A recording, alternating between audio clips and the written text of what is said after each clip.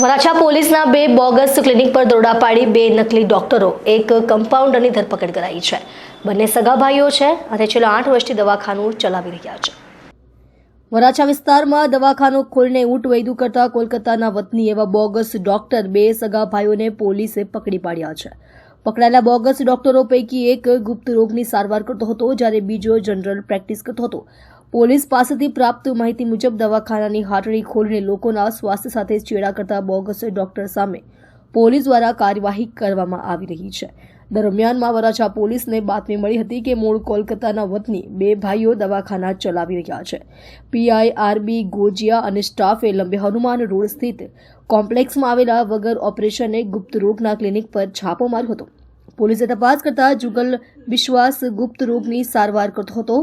તે હાઇડ્રોસીલ મસ્સા અને ગુપ્ત રોગની સારવાર કરતો હતો જ્યારે તેનો ભાઈ મિલન બિશ્વાર વરાછા ખારવા ચાલ ખાતે હર્બલ ક્લિનિક ચલાવતો હોવાનું જાણવા મળતા પોલીસે ત્યાં દરોડા પાડીને મિલનની અટક કરી હતી।